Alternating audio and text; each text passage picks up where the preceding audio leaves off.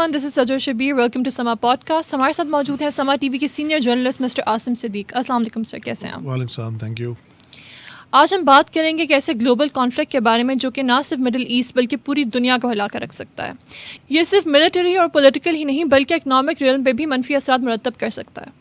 سر آپ ہمیں یہ بتائیں کہ بیروت میں حزب اللہ کے کمانڈر پر اٹیک ہوا, اس کے بعد ایران میں ہانیہ اسماعیل کے اوپر اٹیک ہوا, تو ایران ریٹیلیٹ کیوں نہیں کر رہا؟ دیکھیں, ریٹیلیٹ تو وہ شاید اسی دن کر لیتے اگر ان کے بس میں ہوتا. یہ کہنا بڑا آسان ہوتا ہے اور کرنا بہت مشکل ہوتا ہے. انہوں نے پہلے بھی ریٹیلیٹ کیا تھا جس میں 300-350 انہوں نے میزائل داغے اور وہ ایک ایسی جگہ پہ گرے جس کا ہمیں بھی نہیں پتا تھا. دیکھیں, I am not bashing any body, but یہ گیمکس نہیں چلتے. جب آپ کی سوورنٹی کے اوپر بات آتی ہے نا تو پھر آپ ایپل ٹو ایپل بات کرتے ہیں, اسٹون ٹو اسٹون بات کرتے ہیں. ابھی یہ ہو رہا ہے کہ پریزیڈنٹ صاحب کہہ رہے ہیں کہ جی میں نے آیت اللہ خمینی صاحب کو ریکویسٹ کی ہے کہ 2 ویک کے لیے آگے کر دیں. کیوں آگے اتنا ویٹ کرنے کی ضرورت ہے کیا؟ اگین یہ ایک عجیب سی بات ہے اور ایک عجیب سی منگرر سی لاجک ہے.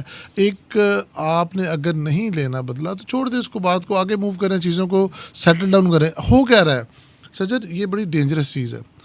آلریڈی یوکرین کے اندر وار ہے, سیریا, عراق, لبنان, یہ سارا ریجن جو ہے نا ڈیسٹیبلائزڈ ہے. اگر ایران کا بھی شروع ہو جاتا ہے تو پھر ہوگا کیا کہ ہم تیسری جنگ عظیم کی طرف جا رہے ہیں. ایک پورا بلاک بن جائے گا, آٹومیٹکلی بن جائے گا. سو اٹس اباؤٹ ٹائم کہ ہم لوگ جو ہے نا چیزوں کے ریئلسٹک سولوشنس نکالیں رادر دین کہ ایک بندے نے مارا تو ہم دوسرا مارے اور چیزیں لنگر آن کریں. دیکھیں, سب سے پہلے تو یہ ہے کہ جو بگیسٹ مسٹیک تھی, ویئر واز دا سیکورٹی ان ایران. ایک اتنا ہائی پروفائل آدمی ہے وہاں پر, اس کے لیے آپ وہی جگہ پسند کر رہے ہیں جو 15 بار وہ پہلے رہ چکا ہے. ادھر پاکستان کے اندر نا اگر آپ کا کوئی, پاکستان کو بھی چھوڑ دیتے ہیں, ہم اپنے آفس کی بات کرتے ہیں. یہاں پر اگر کوئی ہائی پروفائل آدمی آتا ہے, چاہے وہ گورنر ہو, سی ایم ہو یا اینی باڈی, 5 ٹیمیں آ کے پورے کا پورا آفس اسکین کرتی ہیں. بم اسکواڈز علیحدہ آتے ہیں, سی آئی اے کے لوگ علیحدہ آتے ہیں, ایف آئی اے کے لوگ علیحدہ آتے ہیں, ایک ایک بندے کی لسٹ بنتی ہے. پورے کا پورا ایک میکینزم ہے. How can you leave that place so انکورڈ؟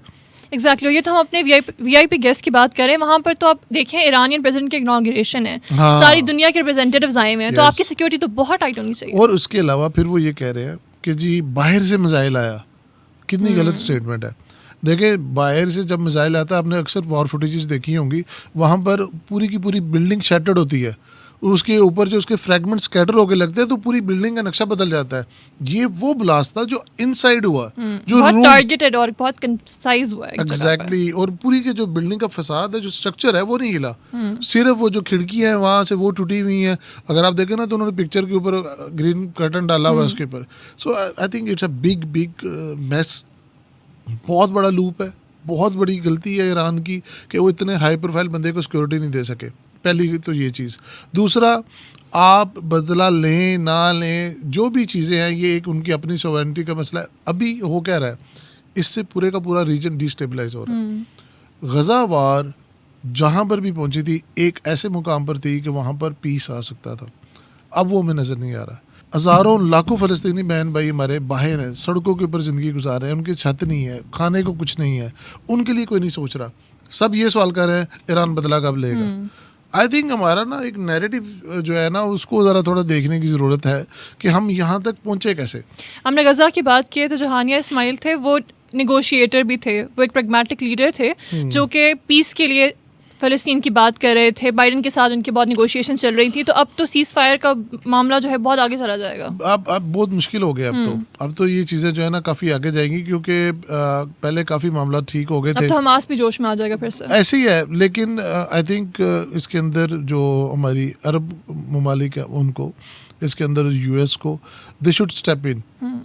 ہوتی ہیں چیزیں ممالک کے ساتھ, پرابلمز آتے ہیں, لیکن اس کا اپنے وے آؤٹ بھی نکالنا ہوتا ہے فار دا گریٹر گڈ. یہ جب 2 ویکس آگے کرنے کی بات ہوئی تو مجھے یہ امید تھی کہ یہ جو چیز ہے تھوڑا سا اسٹیبلائز کرے گی چیزوں کو. بٹ اگین اس وقت دنیا تیسری جنگ عظیم کی طرف جا رہی ہے.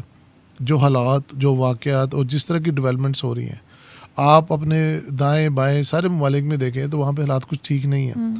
گروپس بنے ہوئے ہیں, لوبیز بنی ہوئی ہیں, اور اب جنگ کرنا تو ایسی ہے جیسے کسی بھی بات کے اوپر کسی بھی کنٹری کی شروع ہو سکتی ہے.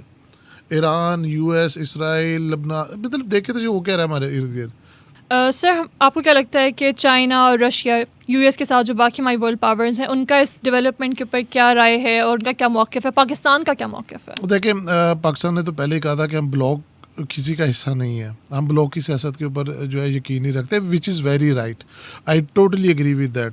ہم ایک ڈیولپنگ کنٹری ہیں, ہمیں اپنے مفادات دیکھنے ہیں, ہمیں پاکستان فرسٹ دیکھنا ہے. جہاں تک بات ہے چائنا کی, رشیا کی, میں ایک چھوٹی سی آپ کو بات بتاتا ہوں. ٹرمپ کا ایک بیان ابھی پچھلے دنوں چلا تھا, اس نے کہا میرے ہوتے ہوئے ایران کبھی بھی حملہ نہیں کر سکتا تھا.